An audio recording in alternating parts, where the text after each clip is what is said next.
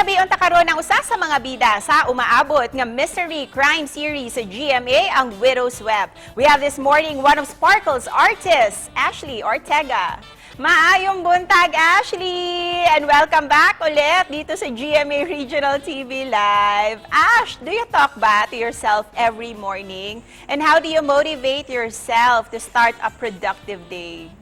Eto na nga, kakagising ko lang din. So, how do I start my day? Of course, I wake up and then I get, I make my own coffee right away. I wash my face para lang fresh yung skin ko and fresh yung mind ko in the morning. And then I just check my schedule kung ano ba yung gagawin ko for the day. And then I just, prepare and be productive. Ash, you are everybody's #body goal. So how do you stay fit ba? Are you more on the diet side or more on exercise? Wow, ako na pala yung body goals ngayon ng mga tao. Nakaka-flatter naman. Actually, yung ano ko naman, I don't really do massive diet. I just balance my food intake. And then at the same time, I also balance my workout, my exercise. And Ash, congratulations for being one of GMA Artist Center Sparkle Ambassadors. How do you feel about this milestone? Hi mga Kapuso! It's me, Ashley Ortega. Ako, thank you. Thank you. So of course, I've been in GMA for almost a decade. And now, I'm one of the ambassadors of GMA Sparkle. It's an honor to be part of it, and of course it's a milestone again for me na na-influence ko yung mga new artists na to reach their goals para makuha rin nila yung gusto nilang ma-achieve, just like what I experienced in GMA.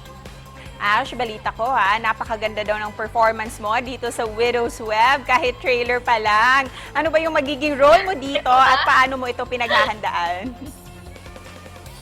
Nako, ito na siguro yung role na I had to put so much effort in it. Kasi nga, sa tagal ko na sa industry, this is actually the most mature role na nakuha ko. And I'm super excited because I've always, syempre tapos na ako sa mga patwitams, I'm getting older. So I want something more challenging and more mature. And I got the exact role that I wanted. Of course, for my character as Jackie Sagrado, I have to prepare physically, emotionally, and mentally. I had to put so much effort physically. Yun nga, I have to lose weight for me to look mature. Kasi yung mga kasama kong artist, talagang mga veterans na. So I have to be on the same level para makita na pantay. And with that, Ash, ano naman yung mga natutunan mo sa karakter mo dito sa Widow's Web? Nako, I learned how to be brave and independent. Kasi si Jackie, she's a sophisticated, independent, brave woman. Alam niya kung ano yung gusto niya at ipaglalaban niya kung ano yung gusto niya. So, me kasi in real life, hindi naman siguro sa pa-sweet kasi ako dito. Hindi, si Ashley Ortega, pa-sweet lang ako. So, siguro yun nga, while preparing my character as Jackie Sagrado, na-adapt ko na rin siya sa sarili ko in real life. Kaya naman, Ash, bakit namin aabangan ang Widow's Web? Paano ba ito naiiba sa mga series na nagawa mo na before? Nako, abangan po sana ng lahat dahil napaka-exciting ng show na to. So many thrills, so many mysteries, so many heartbreaks, so many lessons in life also.